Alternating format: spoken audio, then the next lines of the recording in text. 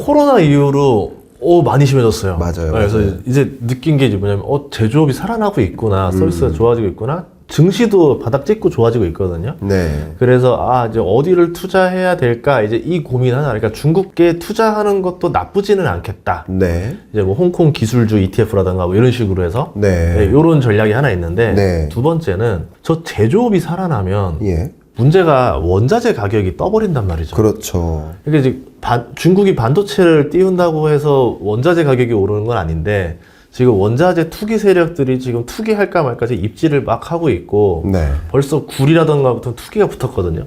그런 상태에서 제조업이 올라오면 이제 원자재가 치솟는 일이 이제 벌어지겠죠. 그렇죠. 그러면 강달러를 하고 금리를 안 낮추는데도 원자재 가격이 안 떨어지니까 서비스 물가 다음으로 미국에서도 상품 물가가 떠오르기 시작하고, 네. 그럼 유가가 떨어질 일도 없다는 거죠. 그렇죠. 그러면 금리를 못 내리니까 예. 아까 말한 대로 7월 건너뛰고 그냥 그대로 12월로 가는 거예요. 그러면 중국은 또 오히려 이 일본의 금리 인상이 또 빨라지면서 네. 중국 입장에서는 굉장히 부담이 또 다가오는 거죠. 그러니까 이게 제조업이 살아나면 또 좋은데 원자재를 건드리는 게 또 나쁜. 네.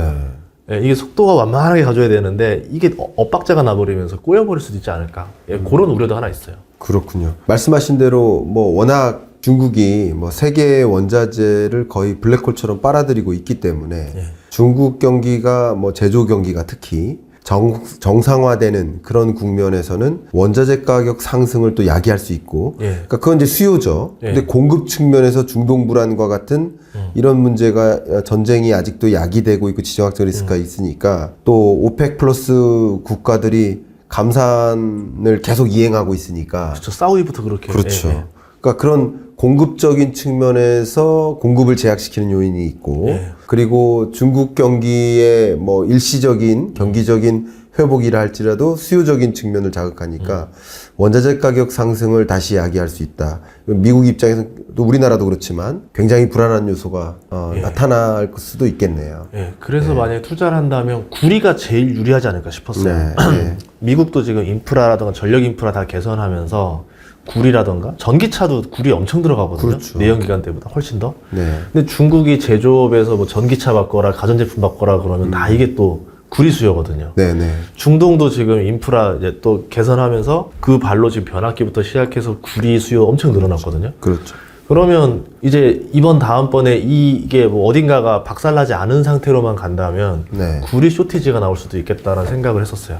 제가 갑자기 떠오르는데 22년 그 말 그대로 초인플레가 오기 전에 인플레이션 우려가 집중되는 그 시점에 그 전인구경제연구소 채널에 출연한 적이 있었고, 제 기억에는 그때 닥터 커펄스라는 표현까지 써가면서 구리 투자 하셔야 된다. 원자재 사셔야 된다. 원자재 ETF 투자를 추천드렸었던 기억이 나는데, 결국 2차 인플레이션을 야기하는 것은 원자재 가격 상승이거든요. 석유나 철, 비철금속, 원자재. 그래서 이게 반영된 소비자 물가가 22년의 초인플레이션이었고요. 그러니까 지금처럼 2차 인플레이션이 우려된다라는 것은 주로 원자재 가격 상승이라고 볼 수 있고, 그리고 그 원자재 가격이 상승하거나 중국의 제조 경기가 반등할 것인지 여부를 먼저 보여주는 선행지표격이 구리 가격이니까. 그래서 닥터 커펄스라고 쓰고 있고, 그런 견지로 또 말씀을 주셔서 여러분들도 이제 투자 관점에서 2차 인플레이션이 우려된다. 그러면 나는 어떻게 대응할까라는 관점에서 그런 어떤 방향성도 좀 잡으실 수 있지 않을까. 그런 좋은 팁까지 주셨습니다. 아닙니다. 너무 좋습니다. 증시 얘기도 했고, 기준금리 인하 시점, 뭐, 언제라고 하셨죠? 7월 정도로 보신다고 했었죠? 7월을 놓치면 12월이다. 7월 아니면 12월이다. 7월은 정치공학적으로도 그래야 된다. 해야 되는 타이밍이고. 7월이 아니면 12월로 확 늦춰질 것이다. 그러면 증시가 그렇게 좋아하진 않을 것 같아요. 증시가 좋아하진 않죠. 7월을 놓치는 순간 증시는 무너질 수 있겠네요. 그러면 7월에 금리 인하 결정을 하려면 어느 정도 근거가 되는 지표들이 필요한데, 그렇죠. 5월이나 이제 이런 물가나 이런 걸 또 봤을 때 이게 뭐 5월에 유가만 봐도 대략적으로 이게 6월달, 뭐 7월달에 어떤 영향을 줄지 가늠해 볼 수가 있잖아요. 그렇네요. 이제 지금부터는 물가 지표를 잘 봐야 되는 시간인 것 같아요. 너무 좋습니다. 제가 지금 말씀하시는 중에 확인을 했는데 7월 31일자에 FOMC 회의 결과가 발표되거든요. 한국 시간으로는 8월 1일 새벽 3시입니다. 새벽 3시 아니면 3시 반이겠죠. 자, 그러면 이 7월 31일자라고 한다면 그러면 미국 PCE 기준으로는 6월 PCE인 거예요. 예. 7월 말에 발표되는 미국 PCE를 보고 FOMC 회의를 하는 거예요. 예. 그러면 지금 4월 물가, 5월 물가, 6월 물가 네. 3개 남은 거예요. 거기다가 6월 FOMC 때 점도표 또 나올 거 아니에요. 그렇죠. 예. 그러면 저는 무슨 생각이냐면 아까 말씀하신 대로 7월에 금리 인하를 한다라는 얘기는 7월에 금리 인하 할 수 있다라는 근거, 그동안 파월이 이야기해왔던 2% 수준에 부합하는 물가 상승률을 봐야 될 겁니다. 예. PCE 근원 물가 기준으로. 근데 과연 4, 5, 6월 달 물가가 지금 급속히 좀 떨어져서 2% 중반까지라도 갈 수 있을까? 좀 물음표가 좀 많이 더해진 상황이거든요. 저는 그동안 우리가 근원을 많이 중시 여겼던 게 유가랑 곡물가가 빠르게 잡혔어요. 네. 그러니까 이제 집값만 잡히면 돼. 네. 이러면서 우리가 근원을 얘기 많이 했었는데 네. 지금 근원이 잡히다가 갑자기 이제 유가랑 이제 이게 식품가가 뛰어버리면 네. 헤드라인도 봐야 되는데 네, 같이 볼 것이다. 골 때리는 거죠, 그러면. 네. 오늘 썸네일 골 때린다고 나올지도 금리 인하 언제 골 때린다 이렇게 나올지도 몰라요. 네, 그래서 6월 달에 대한 리스크, 그러니까 FOMC가 6월 달에 원래 이제 그거거든요. 아시겠지만, 그러니까 한 전달에 파월이 이제 뭐 좀 FOMC 발표를 하면서 예. 배구로 치면 토스를 딱 쳐주고 네. 7월 달에 첫 금리 인하 스파이크를 땅 때려줘야 되는데 네.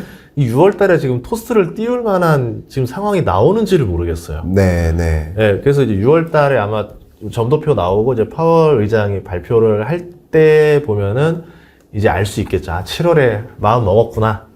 아니구나. 네. 네, 그리고 저는 좋아하는 게 이제 약간 그 파월 의장이 쓰는 단어들이 있어요. 네, 네.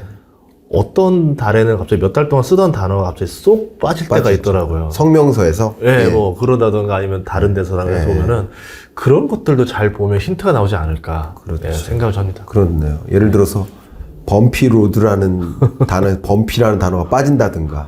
그죠?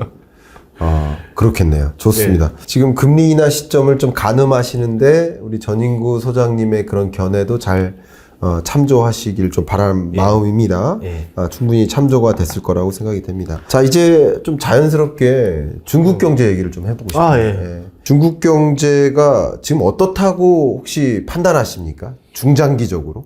나쁘죠. 나쁘다. 네, 나쁜데 AI, 그러니까 이렇게 보고 있어요. 장기적으로 소련과 미국의 예전에 우주 개발 시대를 보는 것 같아요. 네. AI 반도체라고 하면서 네. 이런 거잖아요. 미국에서 어디서 우주 로켓 기술을 소련한테 공급하려고 그래? 안 돼! 이러면서 다 막았고 네. 중국도 어떻게 해서든 해내서 쏠라고 하는 상황인 거잖아요. 그렇죠. AI 시대로 가는데 컴퓨팅부터 시작해서 이제 모든 서비스, 인터넷, 군사 무기가 이제 체제 변환을 하는 시기입니다. 대체제 변환. 네. 스타크래프트 해보신 분들은 알 거예요. 이제 네. 이제 레어에서 하이브 단계로 가는 딱 그 체제 변환 단계이기 때문에 어떻게 해서든 적과의 이제 경쟁을 위해서 이게 감추는 상태가 됐는데 네. 저는 이제 이 상황에서 과연 경제가 좋을 수가 있을까? 세계화였잖아요. 네. 2000년대 WTO 가입하면서 네. 탈세계화가 블록 경제화가 되니까 네. 물가가 당연히 과거처럼 그렇게 낮은 물가가 나오기 쉽지가 않은 상태가 되지 않을까. 아, 네. 예, 그리고 기술의 공유가 없다 보니까 예를 들어서 반도체 기업들이 중국에도 팔 수가 있어야 되는데 네. 중국에 팔 수 있는 물건들이 자꾸 제한이 걸리기 시작할 거고 네. 자꾸 관세는 더 높이 때릴 거고요. 트럼프가 온다 한들 뭐 그게 바뀌지는 않을 상황일 거고. 트럼프가 오면 더 심해지죠. 예, 그런 상황에서는 나날이 관세로 인한 물가 상승 그리고 계속 이제 기업들은 판매 품목이 자꾸 줄어드는 리스크 네. 네, 이런 것들을 봤을 때 중국도 좋지 않지만 이건 미국도 좋지 않은 상황이다라고 보고 있어요. 아, 네. 예. 말씀 정말 감사하고요. 예. 촬영일 기준으로 어제 예. 한미일 재무장관 회의가 있었는데 그때 물론 이제 그 전주에 옐렌 장관이 중국을 다녀와서 중국의 과잉 생산 문제 이걸 굉장히 강하게 꼬집었었고 이번에 재무장관 공동회의 하면서 모 국가의 과잉 생산과 공급망 차질을 만들 우려가 있으니 우리 공동 대응해야 된다. 그 두 가지를 유추해 보면 중국을 겨냥해서 얘기했는데 뭐 한국과 일본이 같이 회의하니까 중국이라는 표현을 같이 못했을 거라고 생각을 합니다. 같이 하면 일본이나 한국 입장에서는 중국한테 또 우리 때릴 거 아니에요? 물건 팔아야 되는데. 그러니까 이제 그런 얘기를 못했을 뿐이지만 중국을 겨냥했을 거라고 생각합니다. 그러니까 그런 것들이 중국은 자국 산업을 보호하기 위해서 좀 불공정한 그런 산업제도 정책을 도입하고 자국 기업들만 예를 들어서 보조금 주고 막 이렇게 소위 WTO 체제에 맞지 않는 보조금인 거죠. 그러면서 과잉 공급해가지고 과잉 공급하다 보면 가격이 떨어지잖아요. 그 떨어진 가격을 가지고 다른 나라에 좀 공격적으로 진입시키는 거예요. 그랬다가 시장 점유를 좀 독점적으로 하게 되면 철강이나 2차 전지도 마찬가지지만 태양광이 완벽히 그렇게 됐죠. 그렇죠. 그랬다가 만약에 공급 차단해버리면 우리나라로 치면 마치 요소수 사태처럼 그런 일이 벌어지는 공급망 차질을 만들 수 있는 휘어잡을 수 있는 그런 움직임을 가져가고 있다는 것을 좀 지적했었거든요. 근데 말씀하신 대로 그런 것들도 역시 지정학적 불안 때문에 중국으로서는 그렇게 해야 된다고 보지만 그게 이제 세계 경제에 좀 강한 압력을 줄 수 있다고 생각하거든요. 행사를 할 수 있다고 생각해요. 이 부분 혹시 어떤 의견을 갖고 계세요? 이게 그것도 있어요. 이게 저도 이제 그렇게 가는 거라 보는데 바이든이 표 때문에 그런 것도 있어요. 러스트벨트가 중립지대잖아요. 그러니까 이제 러스트벨트가 이제 제조업의 거의 옛날 우리로 치면 뭐 경남, 울산 뭐 이런 라인이라고 보면 되는데 자꾸 중국 때문에 많이 박살난 자리예요. 그 자리가. 그렇죠. 트럼프가 그 구호를 외친 이유는 자기가 그 구호를 외쳐서 미국을 위대하게라고 해서 이 제조업 부활을 얘기하면서 중립지대 표를 자기 표로 갖고 왔어요. 그렇죠. 그런데 저번 다음 선거 때는 이 바이든을 지지하면서 바이든이 당선됐어요. 그럼 다음번 대결에서 이 구제조 시설이 있는 이 지역을 표를 가져와야 되는 사람이기 때문에 트럼프도 그렇고 바이든도 그렇고 중국을 때리는 게 유리한 거예요. 그렇죠. 그러니까 의미 없어도 상관없어요. 그냥 때려야 돼요. 그래서 어제 나온 뉴스도 철강 관세 3배 인상 뭐 이런 얘기 나왔잖아요. 그러니까 계속 이런 액션들이 나올 거고 오히려 그 다음 해쯤 돼서야 좀 완화 기조들이 나올 수도 있다.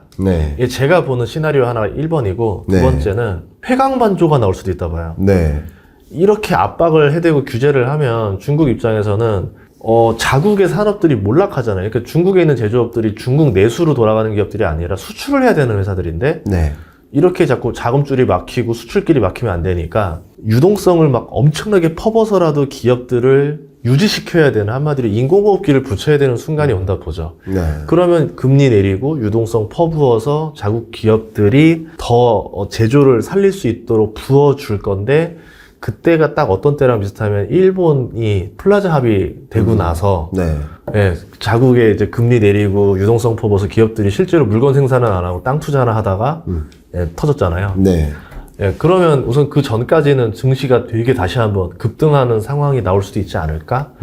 뭐 중국 기업 자체가 지금 뭐 지수가 워낙 바닥이라 그런 분위기에서는 뭐 자산의 한 10% 비중 정도로는 한번 지수 투자를 해보는 것도 나쁘지 않겠다라는 생각이 들었었어요. 정말 이 뷰가 굉장히 탄탄하시고 또 특히 이제 지정학적, 정치공학적 그런 뷰까지 이제 같이 있어서 이제 어떤 하나의 현상을 다양하게 이렇게 관찰하고 계신다 이런 것을 좀 느끼게 되었습니다. 특히 저는 말씀하신 것 중에 좀 많이 와닿는 것 중에 하나가 계속 월드뱅크나 IMF나 OECD나 국제기구, 경제 관련 국제기구들이 최근에 공통적으로 자주 쓰는 용어가 있어요. 그게 fragmentation이에요. 이게 분절화죠, 분절화. 그러니까 이제 글로벌라이제이션의 반대말이죠. 그러니까 그게 다 같은 말입니다. 탈세계화. 그러니까 세계가 분절화돼서 그 블록 경제끼리만 교류를 하는 거고 이 블록과 이 블록은 교류를 하지 않는 거예요. 회식으로 치면 회사 전체 회식이 아니라 이제 팀 단위 회식으로 바뀌는 거예요. 그렇죠. 그래서 전체의 설명 좋네요. 역시 전인구 선생님의 어린이 경제 개념 대백과의 왜냐면 저자. 한 100명 정도 회식 가면은 식당이랑 협상을 할 수 있어요. 그렇죠, 그렇죠. 통으로 빌릴 테니까 그렇죠. 뭘 공짜로 달라 이런 식으로 할 수 있거든요. 네. 근데 이제 분절화되면 그게 안 되는 맞아요. 거예요. 비용 증가예요. 그래서 이번 주에 발표했었던 네. IMF 경제전망 보고서에 담겨 있는 굉장히 재밌는 그 분석이 뭐냐면 블록과 블록 간의 교역은 한 4%포인트 줄어든다. 근데 블록 내에서의 교류는 네. 조금 줄긴 줄어요. 그것도. 네. 근데 그거는 한 2%포인트 준다.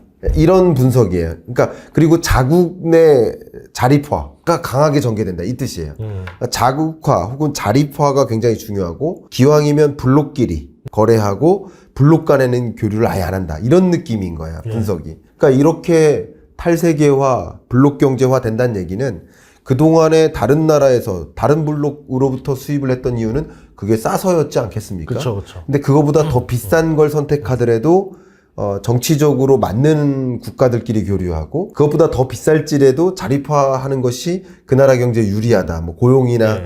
경제 선순환을 생각한다면 이런 구조를 그리고 있다. 네. 그러니까 그렇다 보면 중국의 입지는 더 줄어들겠구나 이런 생각을 해보거든요. 그러면 한국이 되게 유리해지죠. 네. 왜냐하면 예. 한국이 피해를 많이 본 국가예요. 중국이 워낙 저렴하게 제조업을 하니까 대표적으로 선박, 중국산 선박 가격을 어떻게 맞춰요? 못 맞추죠. 네. 그런데 뭐 이번에 선박 규제까지 하려 했었잖아요. 그러면 중국산 선박 쓰지 말라 그러면 중국 다음으로 싸게 만들 수 있는 나라가 한국이잖아요. 네, 네. 근데 품질도 좋아요. 그렇죠. 그런 상태가 되니까 이제 수주가 쏠리는 거죠. 그렇죠. 아까 같이 변압기라던가 뭐 이런 전선도 중국산이 미국 내에서 점유율이 50% 넘었었어요. 변압기가. 근데 중국산 쓰지 마라. 그렇죠. 왜 변압기를 못 쓰게 하는지 모르겠지만 어쨌든 그러면서 10%로 뚝 떨어졌어요. 그러니까 미국이 의존해야 되는 나라가 멕시코밖에 안 남았는데 네. 멕시코 입장에서도 자기네 물량이 안 되니까 네. 한국 물량 갖고 와서 넣는 거거든요. 네. 그러니까 한국이 쇼티지가 나는 거죠. 그러니까 변압기 회사 주식들 지금 뭐 재룡전기가 지금 1년 반 만에 10배 오르고 뭐 일진전기, 뭐 HD 일렉트릭 뭐 다 뭐 회사도 올랐던 이유들이 네. 이제 이런 그런 흐름에 맞아서 올라가고 있는 거죠. 맞아요. 말씀하신 대로 우리나라의 주력 산업 중에 예를 들어서 반도체, 2차 전지, 조선 철강 이런 분야에 특히 중국에 대한 제재를 뭐 관세를 포함한 제재를 강화함에 따라서 상대적으로 우리나라의 가격 경쟁력이 높고 뭐 품질 경쟁력 포함해서 경쟁력이 높은 이런 영역들에게는 반사이익을 볼 수 있겠다라는 생각까지 유추해 볼 수 있겠네요. 네. 좋습니다.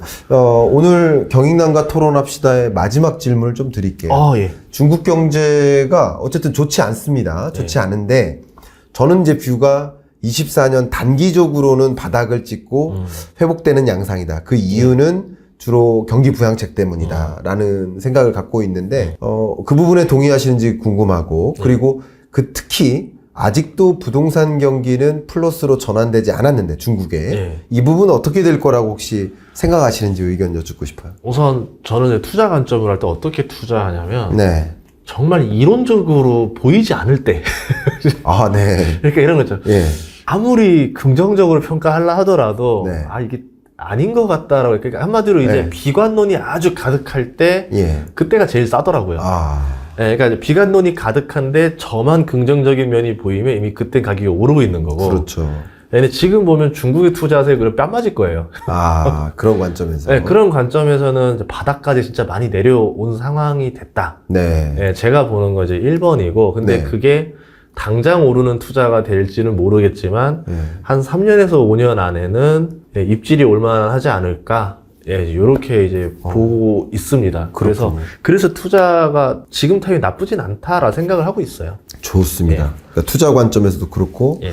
부동산 경기도 당장 회복은 안 되겠지만 좀 중기 텀을 봤을 때는 예. 플러스로 전환될 수 있는 여지가 있다 이렇게 보시는 거네요. 그렇죠. 그러니까 부동산부터 살리는 건 불가능하다 보고 네. 실업률이 올라가고 취업이 되고 돈을 벌어야 사람들이 이제 되는데 지금 중국도 출산율이 되게 낮아졌잖아요. 네. 그리고 이 사람들도 지금 돈이 없어서 결혼 안 하려고 하는 이유가 예. 일자리가 이거 고용의 안정성이 나오고 내가 앞으로 뭐 승진할 가능성, 연봉이 계속 올라갈 가능성 이런 것들이 되고 결혼을 해서 좀 안전화가 돼야 집을 사고 이런 여력이 되는데 지금 거기가 박살낸 상태에서 뭐 부동산에 돈 분다 해가지고서는 나오지 않을 것 같다. 그렇지. 예, 결국은 아마 아까 제조업 살리는 게 먼저가 아닐까 이렇게 생각합니다. 너무 훌륭하십니다. 아닙니다. 벌써 1시간여 동안의 예. 긴 토론을 아유. 진행해 봤는데, 네.